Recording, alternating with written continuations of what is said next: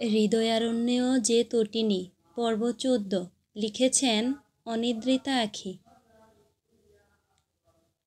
জানুয়ারি মাসের প্রথম দিকের এক মিষ্টি শীতের সকাল। জঙ্গলের গভীরের কালো ডুপ্লেক্স বাড়িটা কুয়াশার চাদরে ঢেকে যেন আরও রহস্যময় হয়ে উঠেছে। বাড়ির গাঢ় দেয়ালের উপর কুয়াশা আর স্নিগ্ধ সকালের আলো মিলে এক অনির্বচনীয় ছায়া প্রচ্ছায়ায় খেলা তৈরি করেছে। চারপাশের গাছপালার শিশির ভেজা পাতা চকচক করছে, আর বাড়ির কালো রঙের সাথে মিলেমিশে এক নিঃশব্দ অথচ প্রগাঢ় পরিবেশের জন্ম দিয়েছে। সকালের আলো জঙ্গলের ভিতর দিয়ে ছড়িয়ে পড়তে চাইছে, কিন্তু কুয়াশার ঘন পর্দা যেন তাকে আটকে রেখেছে। বাড়ির ছাদের কিনারায় জমে থাকা শিশির বিন্দুগুলো ধীরে ধীরে টুপটাপ মাটিতে পড়ছে। জঙ্গলের গভীরে উমাইরের ক্যান্ডেস্টাইন হ্যাভেন তখনও শীতের হালকা কুয়াশায় মোড়ানো। দূরে পাখির ফিস ফিস আর ডাক আর মৃদু বাতাসে শু শু শব্দে চারপাশ এক অপার্থিব শান্তিতে ভরা। জঙ্গলের সাথে যেন বাড়িটি মিশে আছে। শীতের মিষ্টি সকালে রুমটিতে যেন নীরবতার কম্বল মুড়ানো। বড় জানালার উপার থেকে কুয়াশাচ্ছন্ন মেঘলা আকাশের স্নিগ্ধ আলো এবং কালো দেয়ালগুলো ছুঁয়ে নেমে এসেছে। সাদা বিছানায় ঘুমিয়ে থাকা তটিনী গভীর ঘুমে আচ্ছন্ন, যেন শীতের শান্তিময় উষ্ণতায় জড়িয়ে পড়েছে।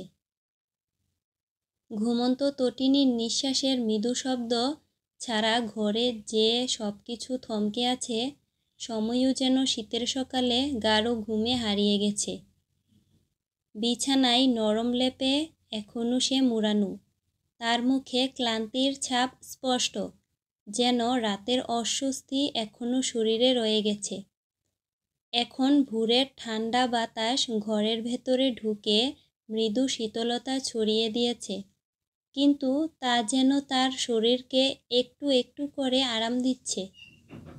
ঘরের নিস্তব্ধতা ভেদ করে শুধুমাত্র ঘড়ির কাঁটার মৃদু শব্দ শোনা যাচ্ছে। তটিনীর নিঃশ্বাসের ছন্দের সাথে মিলেমিশে সেই টিকটিক শব্দ যেন সময়ের গতির অনুরণন ছড়াচ্ছে। এক গভীর প্রশান্তি এবং নীরবতার মধ্যে সময় যেন একমাত্র জীবন্ত সত্তা। ঘড়ির টিকটিক শব্দে তটিনীর আরামের ঘুমে ব্যাঘাত ঘটে। তার ললাটে ভাঁজ পড়ল। সে আস্তে আস্তে চোখ মেলে নিজের অবস্থানটা বোঝার চেষ্টা করে।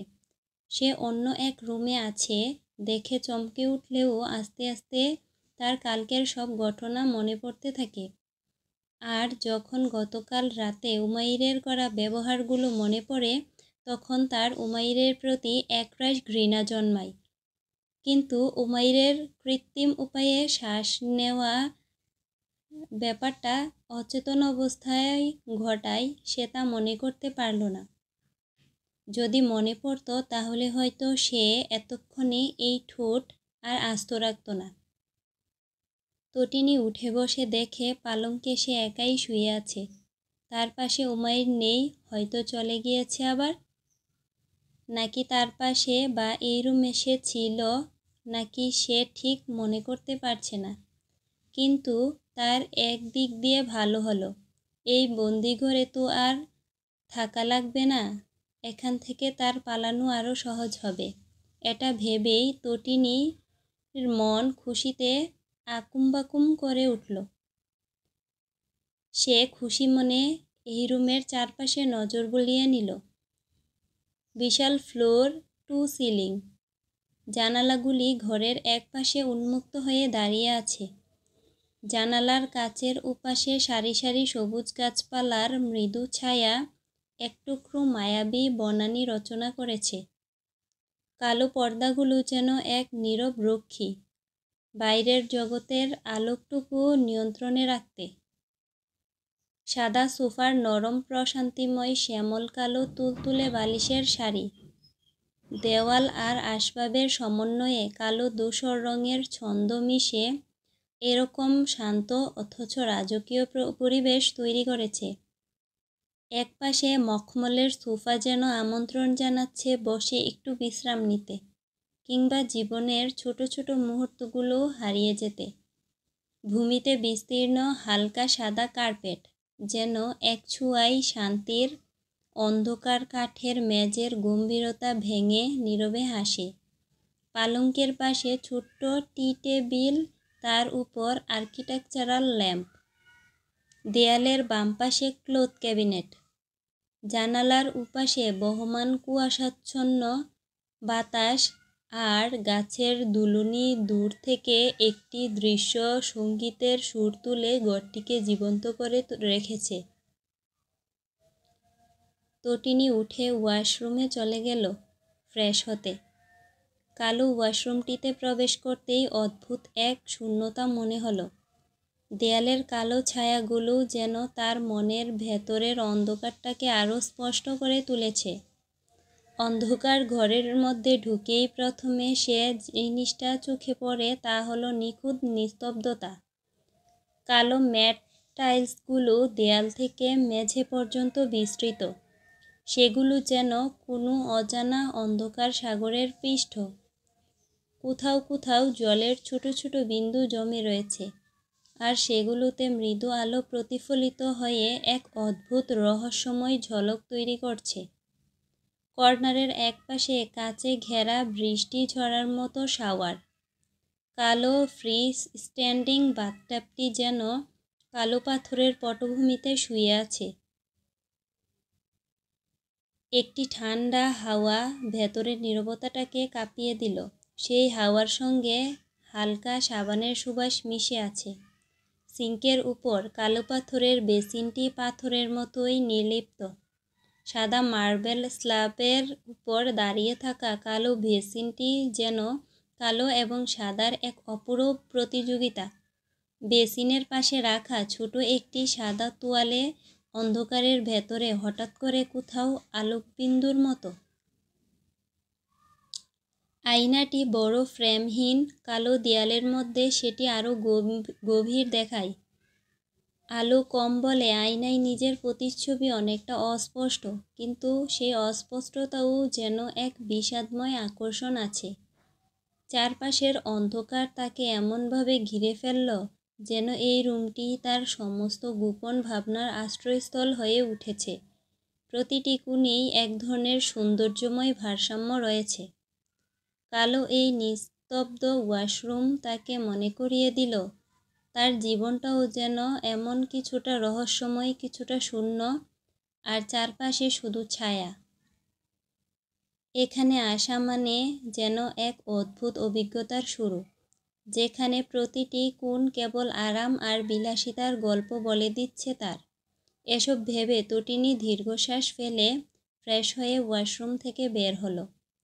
কিন্তু তটিনীর এই খুশি মন বেশিক্ষণ টিকল না।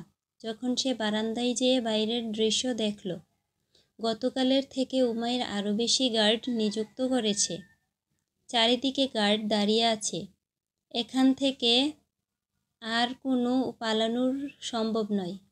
সে ডান দিকে তাকিয়ে দেখে উমাইর এখনও যায়নি। সে বাইরে সুইমিং পুলের পাশ থেকে একটু দূরে হাতে খাবারের মতো কিছু নিয়ে একটা কুঠিরের মতো ঘর আছে সেখানে ঢুকে পড়ল। এটা দেখে তটিনীর মনে সন্দেহ জাগল। সে খাবার হাতে নিয়ে কাকে খাওয়াতে যাচ্ছে। তাই সে আর দেরি না করে বারান্দা থেকে চলে এসে রুম থেকে বের হয়ে সিঁড়ি বেয়ে নিচে নেমে বাইরে চলে গেল। তটিনী চারপাশে ভালো করে পরখ করে নেয়। সে নিচে নামলেও তাকে কেউ কিছু বলল না। হয়তো উমাইর আছে তাই। তটিনী ডান দিকে সুইমিং পুলের পাশ দিয়ে যেয়ে সেই কুঠিরের সামনে এসে দাঁড়ায়। এখানে কোনো গার্ড নাই। তটিনী বুঝতে পারছে না যে সে এই কুঠিরের মধ্যে প্রবেশ করবে কি না। গতকাল রাতের উমাইরের এমন আচরণের কারণে তার মনে উমাইরের প্রতি আরও ঘৃণা তৈরি হয়েছে, তেমন কিছুটা ভয়ও। গতকাল সে মরতে মরতে বেঁচে গিয়েছে, ভয় তো লাগবেই। আর তার কৌতূহল এমনিই বেশি। এর মধ্যে যে আছে এটা দেখলেও শান্তি পাচ্ছে না। তার ভাবনার মাঝে উমাইরের গম্ভীর কণ্ঠের ডাক শোনা যায়, ভেতরে ঢুকে আয়। উমাইরের এমন কথাই সে কনফিউজড হয়ে গেল। সে তো বাইরে দাঁড়িয়ে আছে, তার আশেপাশেও কেউ নাই। তাহলে কে কাকে ডাকছে? আর তাকে ডাকলেও সে না দেখে বুঝলো কিভাবে যে এখানে কেউ আছে? তার মনের এত প্রশ্নের মাঝেই আবার উমাইরের সেই গুরুগম্ভীর কণ্ঠের কথা শুনতে পাওয়া গেল। তোকে এখানে দাঁড়িয়ে এত কিছু ভাবতে বলিনি, এখানে ডেকেছি। তটিনী তার এমন কথায় কিছুটা চমকে উঠলেও আর অত কিছু না ভেবে তার কথা মতো কুঠিরের মধ্যে প্রবেশ করল। তার প্রবেশ করার সাথে সাথে কিছু বুঝে ওঠার আগেই উমাইর দরজা বন্ধ করে দিল। তটিনী পিছে ঘুরে উমাইরকে কিছু বলতে যাবে, তার আগেই সে সামনে তাকিয়ে ভয়ে আত্মা কেঁপে উঠল। আর সে বুঝতে পারল এখানে আসাটাই তার কত বড় ভুল হয়েছে। নতুন মানুষ দেখে খাঁচার মধ্যে থাকা সিংহটি গর্জন করে উঠল। তার গর্জনে ছোট কুঠিরটি যেন কেঁপে উঠল। সেই সাথে তটিনীর সমস্ত কায়া থরথরিয়ে কেঁপে উঠল। এটা দেখে উমাইর বাঁকা হাসল। তটিনীর পাশে সিংহের খাঁচার সামনে গিয়ে দাঁড়ালো। এটা দেখে তটিনী তার ভয়ে মাটির সাথে জমে যাওয়া পাটা তুলে দরজার খুলে পালাতে চাইল, কিন্তু কোনো রকম দরজা খুলতে পারল না। পারবেই বা কী করে? উমাইর তো তখন শুধু দরজা বন্ধ করেনি, সাথে তালাও মেরে দিয়েছে। এটা দেখে তটিনীর টলমলে চোখে উমাইরের দিকে তাকালো। উমাইর বুঝল এই চোখের ভাষা, তবুও মানল না। সে তটিনীর দিকে তাকিয়ে বাঁকা হাসল। হেসে সিংহের বন্দি করে রাখা খাঁচার তালাটা খুলে দিল। এটা দেখে তটিনী টলমলে চোখে উমাইরের দিকে তাকিয়ে কাকুতি কণ্ঠে বলল, প্লিজ দরজাটি খুলবেন না, আমি আর আপনার গায়ে হাত তুলব না, এবারের মতো ক্ষমা করে দিন প্লিজ। কিন্তু তার এই কাকুতি মিনতি কথা মানল না উমাইর। সে তটিনীর দিকে তাকিয়ে বাঁকা হেসে দরজা খুলেই দিতে যাবে। এটা দেখে তটিনী তার কোনো পথ না পেয়ে তার দিকবিদিক জ্ঞানশূন্য হয়ে ছুটে এসে উমাইরকে জড়িয়ে ধরল আর তাকে সরিয়ে নিয়ে এসে এমন করতে মানা করতে থাকলো। কিন্তু উমাইর যেন সেখানে পাথর হয়ে গিয়েছে তটিনীর এমন কাজে। তাকে শ্বাস দিতে যেয়ে ওষ্ঠের মিলন হলেও তখনও সে কিছু অনুভব করেনি, কারণ তখন পরিস্থিতি আর তার মেজাজ দুটোই খারাপ ছিল।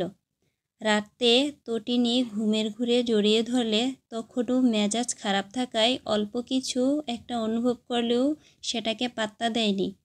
কিন্তু এবার চেতনা অবস্থায় এমন জড়িয়ে ধরায় মেয়েদের থেকে শত হাত দূরে থাকা উমাইরের শরীরে যেন কারেন্টের মতোই ঝটকা লাগলো।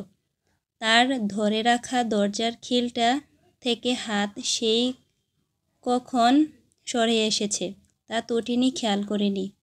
তার বুকের মাঝে মনে হচ্ছে কেউ ঢুল পেটাচ্ছে। এই অনুভূতি আজ প্রথম। সে আগে কখনো এমন অনুভূতির সাথে পরিচিত হয়নি। এই অনুভূতি হওয়ার কারণ সে বুঝতে পারল না। তটিনী শরীরে রাগ আছে জানত, কিন্তু সেই রাগের সঙ্গে যে বিদ্যুতের ঝলক মিশে আছে তা যেন আজ নিজের হাতে হাড়ে হাড়ে টের পেল উমাইর। সিংহের গর্জনে উমাইরের ধ্যান ভাঙল। সে আর সহ্য করতে পারল না। এক ঝটকায় তটিনীকে নিজের বক্ষ থেকে সরিয়ে নিয়ে থমথমে এক গম্ভীর কণ্ঠে বলল, তোর শরীরে যে রাগের আগুন আছে সেটা জানতাম, কিন্তু তোর স্পর্শে যে বিদ্যুৎ ঝলসানো ঝাঁজ আছে সেটা তো জানতাম না। তার এমন কথাই তটিনী ভয় বাদ দিয়ে বিহ্বল হয়ে উমাইরের দিকে তাকিয়ে থাকল। তার শেষের কথার মানেটা সে বুঝতে পারল না। এর মাঝেই আবার উমাইর এর সেই বজ্রগম্ভীর কণ্ঠের কথা শ্রবণেন্দ্রিয়ে প্রবেশ করল। এরপর থেকে আর আমাকে ছোঁয়ার চেষ্টা করলে আমার থেকে খারাপ আর কেউ হবে না, মাইন্ড ইট। তার এমন কথাই তটিনীর ললাটে ভাঁজ পড়ল। সে যেন তাকে ইচ্ছা করে জড়িয়ে ধরেছিল। সে উমাইরের দিকে তীক্ষ্ণ দৃষ্টিতে তাকিয়ে গম্ভীর কণ্ঠে বলল, কেন, আপনি ভালো নাকি যে তাই খারাপ হবেন? আপনার থেকেও খারাপ কোনো লোক এই বাংলাদেশে আছে কি সন্দেহ? আর আপনার মতো মানুষকে ছোঁয়া তো দূরের কথা, আপনার অস্তিত্বেই আমার জীবনের এক অভিশাপের মতো। আপনাকে আমি ঘৃণা করি, বুঝেছেন? তাই। তটিনীর কথা শেষ হতে না দিয়ে তার আগেই উমাইর সিংহের খাঁচার খিলটা খুলে দিল। এটা দেখে তটিনী ভুলে গেল তার একটু আগের কথা। সে ভয়ে আবার উমাইরকে আবার জাপটে ধরল। তার এমন কাজে উমাইর মনে মনে হাসল। সে রসাত্মক কণ্ঠে তটিনীকে বলল, আমাকে ঘৃণা করিস, অথচ ভয় পেয়ে সেই আমাকেই আঁকড়ে ধরেছিস। এ কেমন বিরোধিতা তোর? কিন্তু তার কথার দিকে তটিনীর খেয়াল নেই। সে তো সিংহটাকে পর্যবেক্ষণ করতে ব্যস্ত। তটিনী ভালো করে লক্ষ্য করে দেখল, সিংহের খাঁচা খুলে দিলেও তার গলায় শেকল বাঁধা আছে, যা তার পশমের জন্য ভালো করে খেয়াল পায়নি। এটা দেখে যেন তটিনীর স্বস্তির নিঃশ্বাস ত্যাগ করল। সাথে নিজের অবস্থানটা বুঝতে পেরে মনে মনে নিজেকে কয়টা গালি দিয়ে উমাইরের কাছ থেকে নিজেকে সরিয়ে আনল। তটিনী উমাইরের কাছ থেকে সরে এসে কিছুটা আমতা আমতা করে উমাইরকে বলল, আমি ইচ্ছা করে জড়িয়ে ধরিনি আপনাকে। আপনি যদি সিংহের দরজাটা খুলে দিতেন তাহলে না তো আমি ভয় পেতাম, আর না তো আপনাকে জড়িয়ে ধরতাম। তাই এর জন্য সম্পূর্ণ আপনিই দায়ী। তার এমন কথায় উমাইর কিছু বলল না। সে তখন কুটিরে আসছিল ভিকুকে খাবার দিতে। তখন তার স্রষ্টা ইন্দ্রিয় জানান দিচ্ছিল যে পিছন থেকে কেউ তার দিকে তাকিয়ে আছে। আর সে বুঝতে পেরেছিল এটা তটিনী তাকে বারান্দা থেকে দেখছে। আর তার হাতের খাবার নিয়ে এখানে আসা দেখে তটিনীও তার পিছে পিছে এসে সন্দেহ বা কৌতূহল নিয়ে দেখতে আসবে, এটাও সে বুঝেছিল। এই নারীকে তার এই কয়দিনে ভালো করেই বোঝা হয়ে গেছে। উমাইর তটিনীকে ভয় দেখাতে চেয়েছিল, কিন্তু এই মেয়ে যে ভয় পেয়ে এমন কাজ করে বসবে তা সে আশা করেনি। উমাইর তটিনীকে আর কিছু না বলে মাংসের পাত্রটা তার দিকে এগিয়ে দিল। তার এমন কাজে তটিনী ভ্রুজোড়া কুঁচকে গেল। এটা তাকে দিচ্ছে কেন? এটা নিয়ে সে কি করবে? তাই উমাইরের দিকে প্রশ্নাত্মক দৃষ্টিতে তাকালো।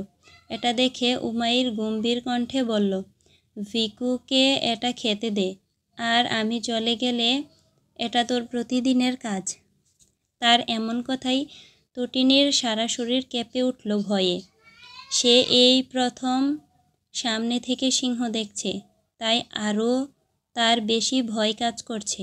উমাইর তো মানুষ, তার সাথে লড়াই করা যাবে, কিন্তু একটা এমন সিংহ জানোয়ারের সাথে সে লড়বে কিভাবে? তার সামনে যে খেতে দেওয়া, তো এটা তার কাছে লড়াই। যেখানে তাকে দেখেই ভয়ে শরীর কেঁপে উঠছে, সেখানে তার সামনে যে খেতে দেওয়া অসম্ভব একটা ব্যাপার তার কাছে। তটিনী একবার সিংহটার দিকে তাকালো। দেখল সিংহটি লাল লাল চোখ নিয়ে তার দিকে তাকিয়ে আছে। মনে হচ্ছে সে তার নতুন খাবার। একবার তাকে ধরতে পারলে হাপুস হুপুস করে খেয়ে নেবে। তটিনী তার দিক থেকে নজর সরিয়ে সাথে সাথে উমাইরের আদেশ প্রত্যাখ্যান করল। না না, আমি পারবো না একে খাবার দিতে। আপনি খাওয়ান আর দরজা খুলে দেন, আমি বাইরে যাব, এখানে আর আসবো না, প্লিজ। কিন্তু একরোখা স্বভাবের উমাইর কি আর তার কথা শুনবে? সে যখন বলেছে তটিনীকে এখন তার সামনে খাবার দিতে হবে, তো তাই করতে হবে। সে তটিনীর হাত চেপে ধরে মাংসের পাত্রটা ধরিয়ে দিল। তটিনীর সাথে ছুটাছুটি শুরু করে দিল। সিংহটি দেখতে কেমন হিংস্র লাগছে, সাথে তার দিকে চোখ লাল করে কেমন চাপা গর্জন করছে। উমাইর কোনো উপায় না পেয়ে তার উদর জড়িয়ে ধরে টেনে সিংহের সামনে দাঁড় করালো। এটা দেখে তটিনী ভয়ে দিকবিদিক জ্ঞানশূন্য হয়ে ভুলে গেল তার অবস্থান। সে এক লাফে উমাইরের গলা জড়িয়ে তার কুলে চড়ে বসল। তার এমন কাজে উমাইর হতভম্ব হয়ে তার হাতের মাংসের পাত্রটা সিংহের সামনে পড়ে গেল। এতে সিংহটি রেগে গর্জন করে চোখ আরও বেশি লাল করে তটিনীর দিকে তাকালো, যেন সে অনেক বড় একটা ভুল কাজ করে ফেলেছে। এদিকে উমাইরের মনে হলো এই মেয়ের আজ তার স্পর্শে পাগল করে ছাড়বে। সে এক ঝটকায় তটিনীকে নিজের কুল থেকে নামিয়ে অগ্নিচক্ষু নিক্ষেপ করে আর এক সেকেন্ডও দাঁড়ালো না। গটগট করে হেঁটে দরজায় তালা খুলে বাইরে বের হয়ে গেল।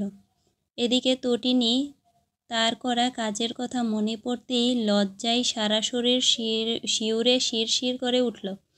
তার হলুদ ফর্সা চেহারা লালচে বর্ণ ধারণ করল। সে পিছে রাগে গজগজ করতে থাকা সিংহের দিকে এক নজর তাকিয়ে এক ছুটে বাইরে বের হয়ে আসলো। এসে একটা স্বস্তির নিঃশ্বাস ফেলল। তার মনে হচ্ছে সে যেন এতক্ষণ সিংহের সামনে দাঁড়িয়েছিল। এটা মনে করতেই তটিনী নিজের মাথায় নিজে একটা থাপ্পড় মারল। সে তো এতক্ষণ সিংহের সামনেই দাঁড়িয়েছিল। তটিনী আর কিছু না ভেবে বাসার দিকে হাঁটা দিল আর চারপাশে ভালো করে নজর বুলিয়ে নিল। সেদিনের পর কেটে গিয়েছে আজ 1 সপ্তাহ।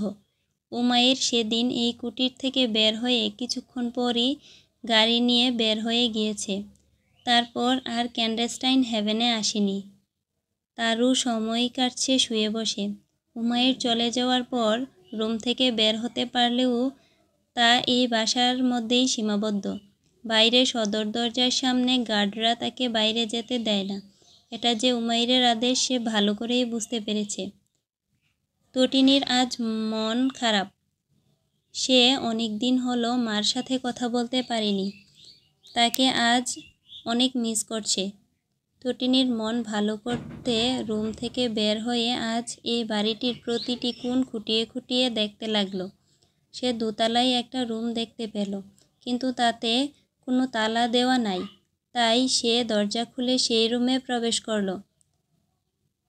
আর প্রবেশ করতেই মনে হলো সে এতদিন এই বাড়ির প্রতিটা কোণা কেন ভালো করে দেখেনি। এই রুমে আছে ছোটোখাটো একটা লাইব্রেরির সমান বই। রুমটি ছোট, সেখানে সাদামাটা অথচ সুশৃঙ্খল পরিবেশ সৃষ্টি করেছে। রুমের দুই দিকে একটি কাঠের বইয়ের তাক স্থাপন করা, যার উপর বইগুলো সুশৃঙ্খলভাবে সাজানো। কিছু বইয়ের কভার রঙিন এবং আকর্ষণীয়। রুমের কেন্দ্রে একটি ছোট কাঠের ডেস্ক এবং তার পাশে একটি আরামদায়ক চেয়ার রাখা। আবার এক কোণে সোফাও আছে। তটিনী কিছু বই হাতে নিয়ে নাম দেখে নিল। থ্রিলার, রোমান্টিক, ইংরেজিতে লেখা গল্পের বই, উপন্যাস, টুকটাক সব ধরনের বইই আছে এখানে। সে বাইরের আলো প্রবাহিত হতে থাকা বড় একটি জানালার দিকে তাকালো, যা বাইরের উঁচু গাছপালা এবং জঙ্গলের মধ্যে দৃশ্য স্পষ্ট দেখা যাচ্ছে। সাথে এক কোণে একটি ছোট টেবিল, যেখানে একটি মোমবাতি। তটিনী নিজে বই পড়ে সময় কাটানোর জন্য কিছু পছন্দমতো বই নিয়ে সোফায় আধশোয়া হয়ে বসে পড়তে শুরু করে দিল।